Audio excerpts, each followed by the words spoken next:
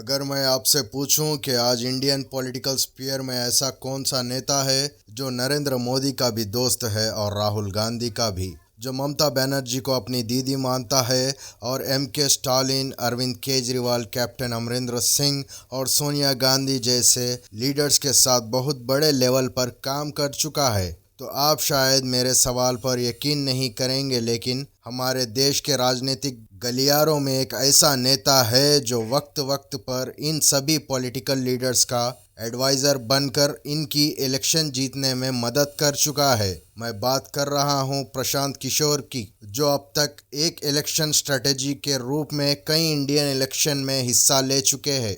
एक election strategist का काम होता है डेटा का इस्तेमाल करके यह प्लान करना कि इस बार उनके नेता को किस तरह लोगों के सामने लाया जाए, किस तरह के मुद्दे उठाया जाए और किन मुद्दों पर वोट्स मांगी जाए। जो व्यक्ति इस सब प्लानिंग को सबसे बेहतर ढंग से कर पाता है उसी को इलेक्शन स्ट्रेटेजिस्ट कहते हैं, और इत्तेफाक से प्रशांत किशोर देश के सबसे अच्छे इलेक्शन स्ट्रेटेजिस्ट माने जाते हैं, जिन्होंने 2014 में नरेंद्र मोदी को लोकसभा चुनाव जीतने में मदद करी थी। तो आज के इस वीडियो में हम यही जानेंगे कि आखिर प्रशांत किशोर एक इलेक्शन स्ट्रेटेजिस्ट बने कैसे, और फिर कैसे नरेंद्र मोदी ने उन्हें अपने साथ काम करने के लिए अमेरिका से बुलाया, कैसे उन्होंने 2014 इलेक्शन में मोदी के नाम को घर घर पहुंचाया, और फिर कैसे उनको एक वक्त पर मोदी से अपना रास्ता अलग करना पड़ा,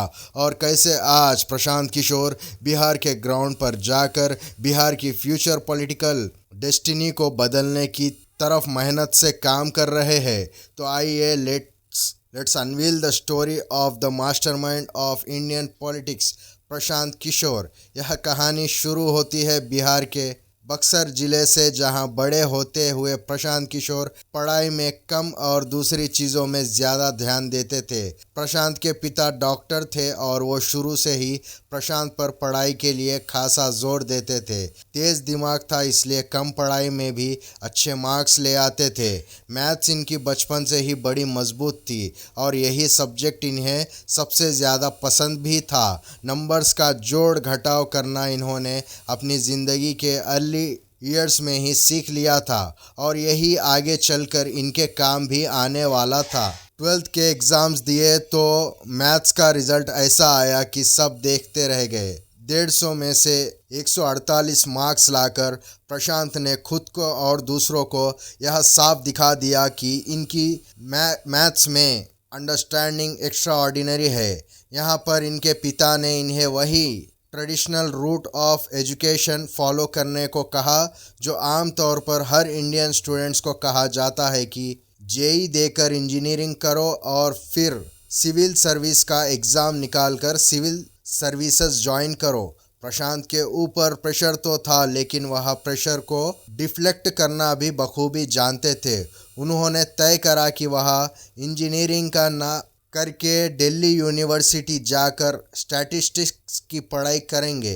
इससे उनका कोर्स थोड़ा आसान भी होगा और साथ ही वह दिल्ली जाकर एक नई दुनिया देख सकेंगे। फिर प्रशांत किशोर दिल्ली आए, यूनिवर्सिटी में एडमिशन भी लिया, लेकिन फिर कुछ ही वक्त में जब उनकी तबीयत ख़राब हुई और उनका यहाँ इंटरेस्ट भी कहीं गायब होने लगा, तो यूनिवर्सिटी की पढ़ाई बीच में ही छोड़कर वापस बिहार चले गए। बिहार आकर अगले 3 साल तक प्रशांत ने अपनी पढ़ाई में गैप ले लिया। इस वक्त को प्रशांत याद करते हुए बताते हैं कि यह उनकी ज़िंदगी का एक बड़ा ही कठिन दौर था, जहां उनका अक्सर अपने पिता के साथ मतभेद होता रहता था, और वजह थी उनकी ग्रेजुएशन, जिसे वो छोड़कर आ गए थे। अपने पिता के कई बार कहने पर 3 साल के गैप के बाद प्रशांत फिर से ग्रेजुएशन करने का फ़ैसला करते हैं और इस बार लखनऊ जाते हैं। लखनऊ से अपनी ग्रेजुएशन पूरी करने के बाद उन्होंने एक बार फिर 2 साल का गैप लिया, और इन 2 सालों के बाद वो हैदराबाद गए, जहां से उन्होंने अपनी पोस्ट ग्रेजुएशन करी थी। उनका प्रोफेशनल जीवन शुरू होने वाला था, जो कि इस कहानी को अब और भी इंटरेस्टिंग बनाएगा।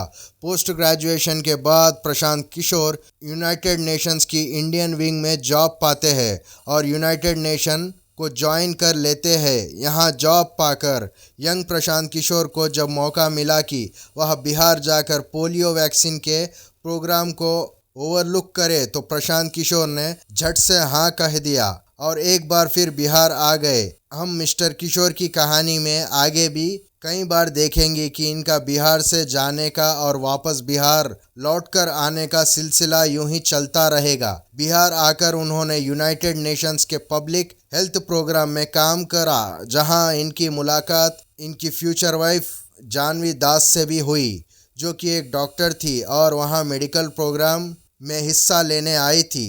स्ट्रैटेजी और मैनेजमेंट में प्रशांत बहुत अच्छे थे, इसलिए सिर्फ 2 साल तक उनके बिहार में किए गए काम से उनके सीनियर्स इतने इंस्पायर और इम्प्रेस हुए कि उन्हें यूनाइटेड नेशंस के दिल्ली ऑफिस में काम करने के लिए बुला लिया।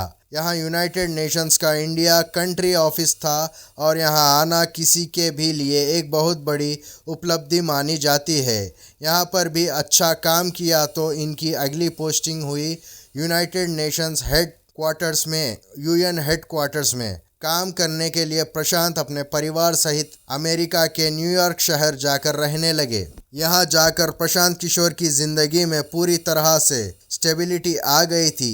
यहाँ उनकी फैमिली थी, वहाँ अच्छे पैसे कमा रहे थे और साथ ही यूएन में एक डिप्लोमेट भी बन गए थे। एक आम नौजवान को भला इससे ज़्यादा और क्या ही चाहिए होगा। लेकिन प्रशांत किशोर का काम करने का तरीका कुछ अलग था।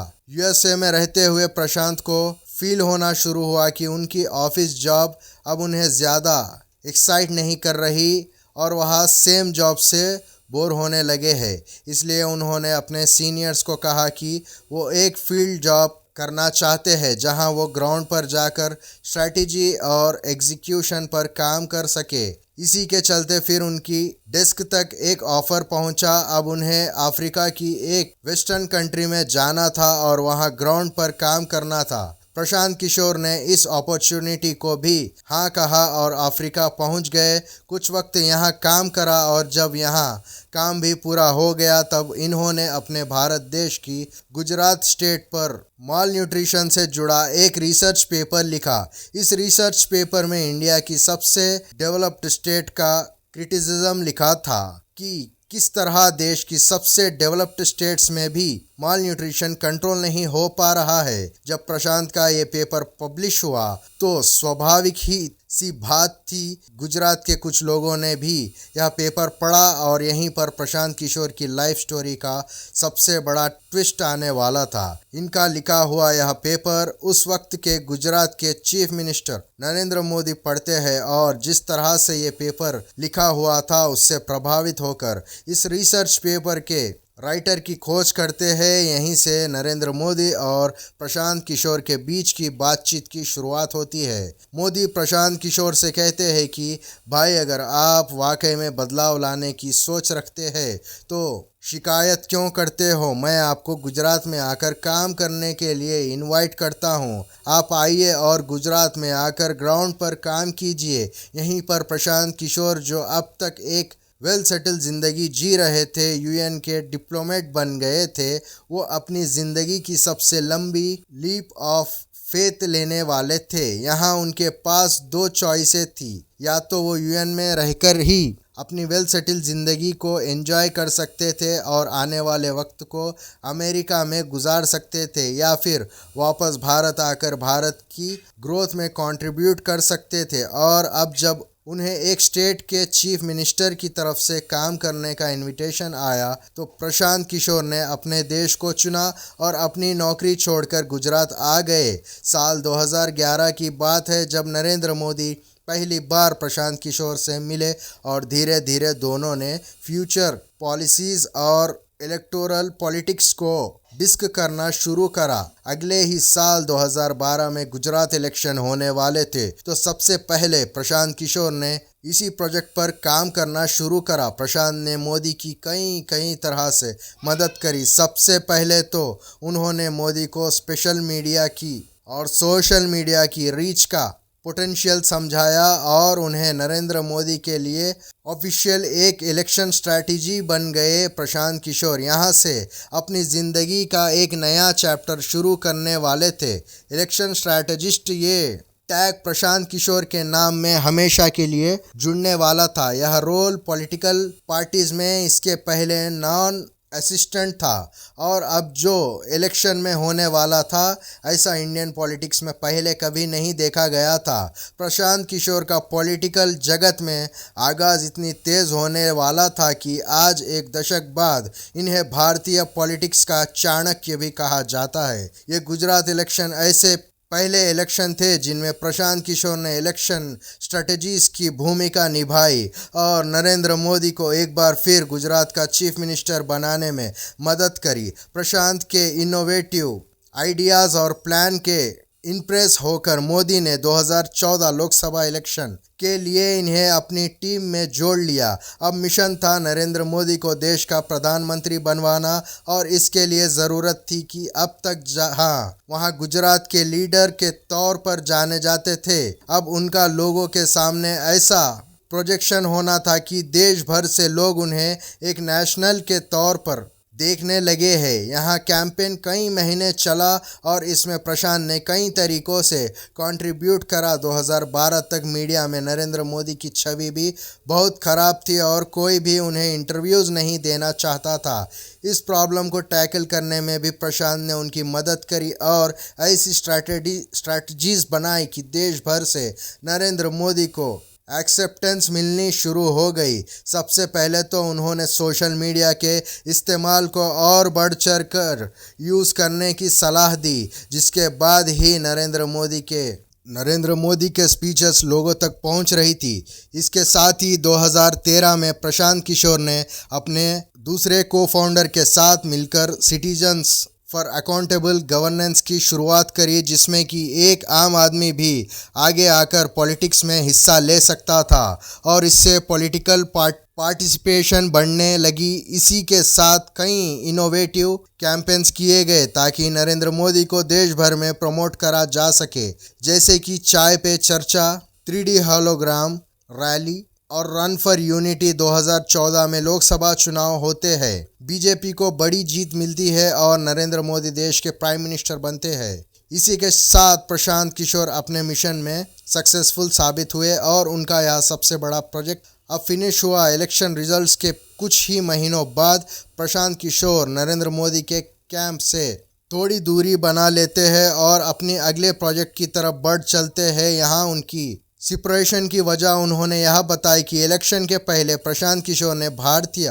ब्यूरोक्रेसी में लेटरल एंट्री लाने की बात करी थी और मोदी जी ने इस बात से एग्री भी किया था, लेकिन पीएम बनने के तुरंत बाद क्योंकि कई सारे प्रोजेक्ट्स पर काम हो रहा था तो लेटरल एंट्री के मुद्दे पर पीएम मोदी थोड़े हेजिटेट करते दिखे और इसी बात को संकेत समझ प्रशांत किशोर ने तय किया कि अब उन्हें अपने अगले प्रोजेक्ट की तरफ रुख कर लेना चाहिए।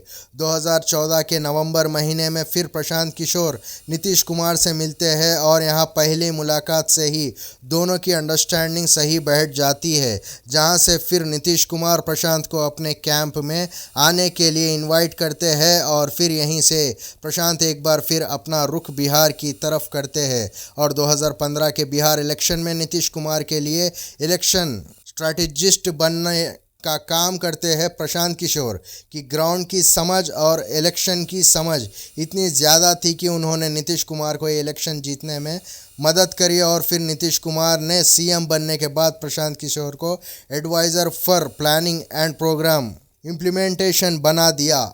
इस पोजीशन पर आकर प्रशांत किशोर पहली बार किसी सरकार में रहकर काम कर रहे थे। यहाँ रहकर उन्होंने बिहार की राजनीति को और गहरे ढंग से समझा। उनको समझ आया कि कैसे एक आइडिया और इम्प्लीमेंटेशन के बीच कई लेयर्स होती है और कोई भी पॉलिसी डिसीजन लेने पर कितने डोर्स और कितने डाइवर्स तरह से रिस्पॉन्स लोगों से मिलते हैं। अगले 2 सालों तक बिहार में ही काम करा और फिर वहाँ अपने अगले इलेक्शन स्ट्रैटेजी के प्रोजेक्ट पर चले गए। अगले कुछ सालों में कैप्टन अमरिंदर सिंह, जगन मोहन रेड्डी, अरविंद केजरीवाल, ममता बनर्जी और के स्टालिन के साथ प्रशांत किशोर ने एक इलेक्शन स्ट्रैटेजी के रूप में काम करा और इन सभी पॉलिटिशियन को इनके स्टेट इलेक्शन में जीत दिलाने में मदद करी। इन सभी प्रोजेक्ट में प्रशांत ने करोड़ों रुपयों की संपत्ति कमा ली थी और अब वह अपनी ज़िंदगी के अगले चैप्टर में जाना चाहते थे। 2021 में तमिलनाडु इलेक्शन के बाद